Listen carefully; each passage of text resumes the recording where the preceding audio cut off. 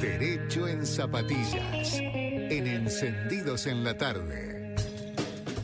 Turismo City presenta Derecho en Zapatillas. ¿Querés pagar menos por viajar? Descarga la app de Turismo City y compará el precio de cientos de aerolíneas y agencias de viajes. Bueno, nos habla de derecho Sergio Moeder. Muy bien. Bueno, vamos a hablar de... le puse el título a la columna Federalismo sin códigos. ¿Qué es eso? Significa que... Muy interesante, porque ya desde que se conformó Argentina, incluso antes de tener la república actual, que podemos decir se formó con la Constitución de 1860, cuando finalmente se incorpora Buenos Aires, y de hecho no se había incorporado esta provincia. ¿Por qué? Por la tensión que había entre el Estado Nacional y Buenos Aires, que ya venía del virreinato, entre el centralismo porteño, que quería controlar los puertos, la navegación, los ríos, la aduana, el comercio exterior, y las provincias, que querían tener para sí la facultad de comercial. De hecho, en algunos periodos de nuestra historia, Corrientes, por ejemplo, fue en cierta manera independiente y comerciaba o miraba antes a Paraguay o miraba a lo que era Brasil o la banda oriental después, en lugar de pertenecer o ser parte de nuestra República Argentina, que es federal. ¿Qué es el federalismo, básicamente, y de qué voy a hablar hoy? De cómo funciona la ley en el territorio. Ajá. Y en particular, algo muy interesante de nuestro sistema es que tenemos un código civil único para todo el país, un código penal único en todo el país, una ley de trabajo única, pero sin embargo lo aplican los tribunales locales según sus maneras, sus formas, sus códigos procesales. Es decir, que la implementación es local, y vamos a hablar de esto, cómo impacta en los derechos que tenemos, porque hoy en día tenemos una ley uniforme, por ejemplo, para todo el país en lo que respecta a herencias, en lo que respecta a cómo se transmite una propiedad, en lo del aborto.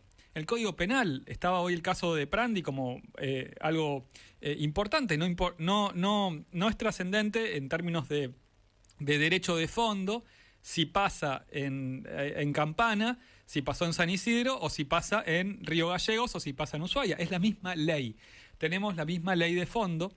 Esto está en la cláusula de los códigos, María, que es la Constitución, el artículo 75, inciso 12, en la cual dice que las provincias delegan al Estado federal, al Estado nacional, la posibilidad de dictar los códigos, es decir, el Código Civil, el Código de Minería, el Código de Trabajo y toda la ley uniforme en el territorio. Sin embargo, ahí dijo una palabra que es importante, que es delegan, es decir, que el poder originario siempre estuvo en las provincias.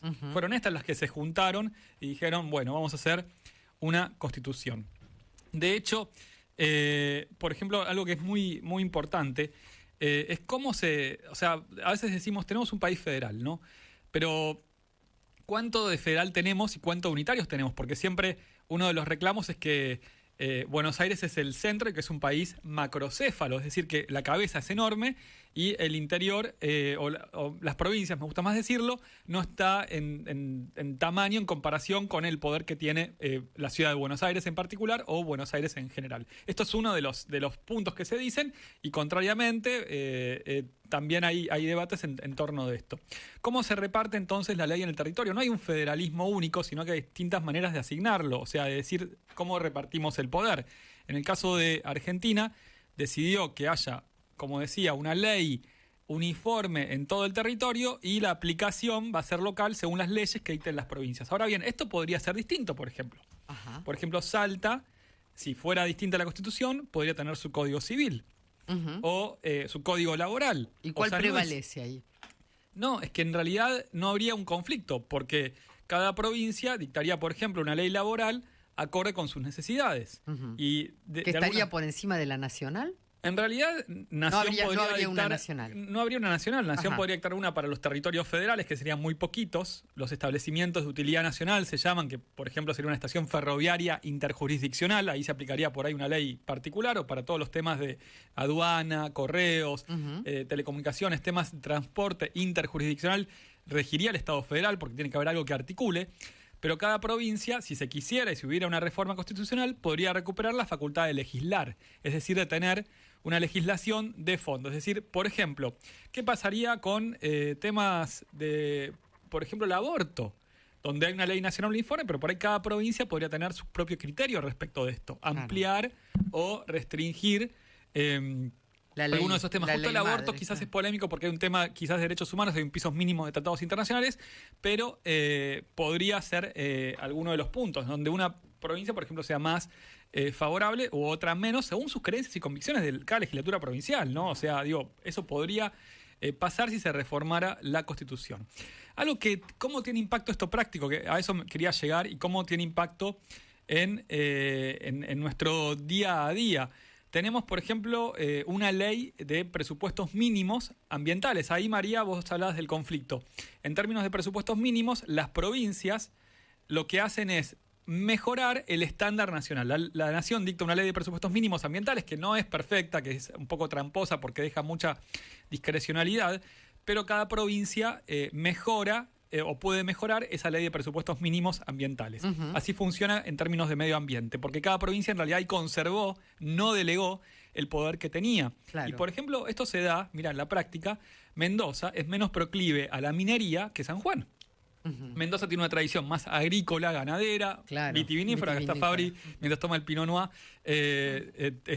contando un poco esto.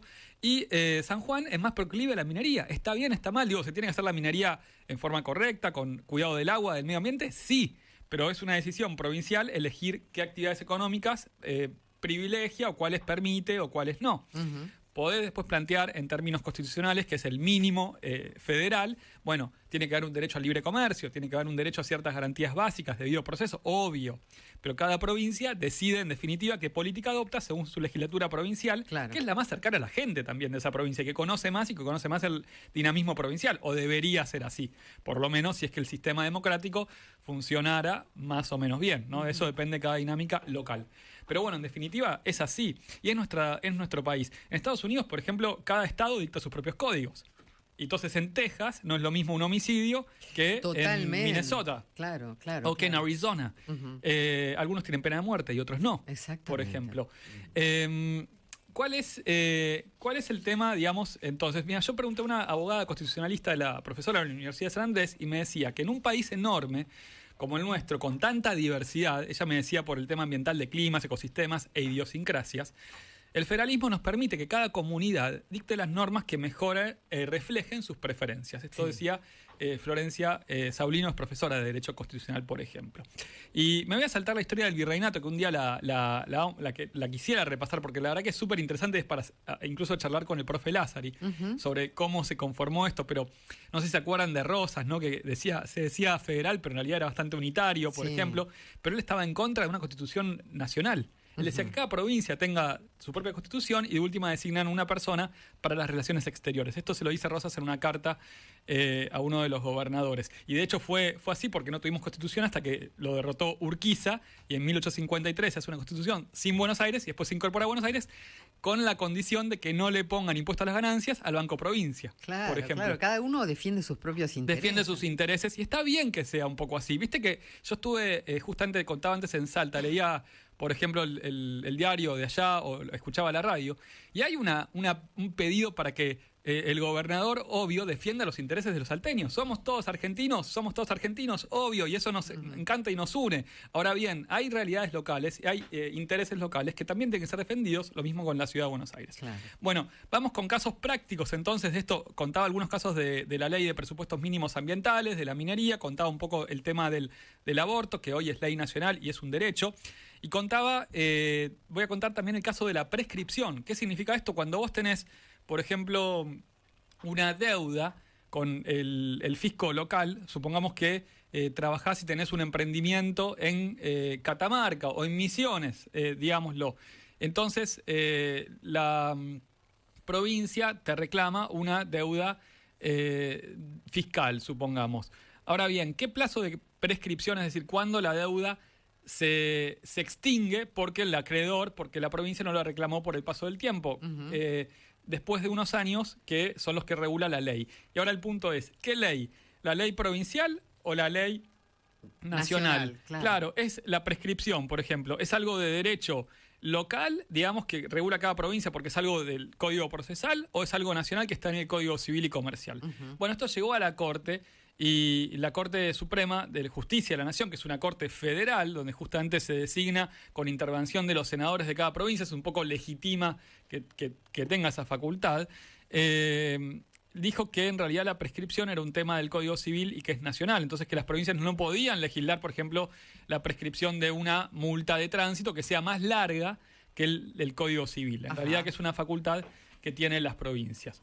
Después hay otros casos, por ejemplo, en Salta misma se dio el caso de la educación con catequesis, que en las escuelas públicas se impartía la educación mediante una hora que tenían que ir los alumnos, que la provincia decía que era opcional, pero bueno, el caso se planteó por una asociación no gubernamental salteña, una ONG, y planteaba que eso en realidad podría ser incluso violatorio del derecho a la libertad religiosa o la posibilidad de los alumnos de elegir. Y el caso también se trató por la Corte. Y ahí hubo dos posturas. Una proclive al federalismo, es decir, al poder local y que cada comunidad regule esa parte de la educación, y otra más proclive a el interés del Estado Nacional en la educación y que sea algo uniforme y que sea laica, que era un poco el plan nacional del Estado Nacional. Pero cada provincia podría, obviamente, tener esa facultad. Digamos, habría que tratarlo. Y el último caso que quería hablar es el de Santa Fe, porque había un supermercado, un dueño de origen chino, y quería abrir ¿cuándo? Los domingos. Una ley santafesina, según las costumbres de Santa Fe, los domingos se cierra. Sí, no, eso es increíble. Entonces se lo prohibían. El caso se trató, pasó por todas las instancias, se fue convalidando la ley santafesina y ahí también hubo dos posturas en la Corte. Finalmente ganó la de ley local, pero el caso es súper interesante, la dinámica, porque se analiza, primero que nada, la libertad religiosa. Segundo, ¿puede una provincia legislar sobre el tema de los horarios? ¿Es una facultad local o es una facultad nacional? ¿Pueden obligarte a no abrir un domingo si tenés trabajadores, empleados para no hacerlos trabajar? Claro. ¿Querés trabajar? Igual les pagás doble, eso no está en discusión, pero te pueden obligar por ley local. Es algo, se llama de seguridad e higiene, porque el control de seguridad e higiene es local. Por ejemplo, los micros. Se planteó también que si CNRT controla, que es el Estado Nacional, la provincia no puede también meterse y controlar. O sea, esto también está en juego, el tema de recaudar. No haga lo mismo, claro. O sea, exactamente, no se superpongas. Bueno, y con el tema de Santa Fe, los horarios también se planteó. Así que quería simplemente dejar algunas ideas para pensar el federalismo, el poder en nuestro territorio, la importancia de lo local, la importancia de tener algo uniforme a nivel nacional, de ser todos argentinos, pero cómo distribuimos o no ese poder, y también que sea algo que valore un poco mi postura es más proclive hacia lo local, porque creo que está más cercano con la gente. Al federalismo. Exactamente. Muy bien. Bueno, consultas para Sergio Moadet sobre temas legales, cualquier tema. Ya saben, todas las vías de comunicación, y en el segundo bloque hacemos las consultas.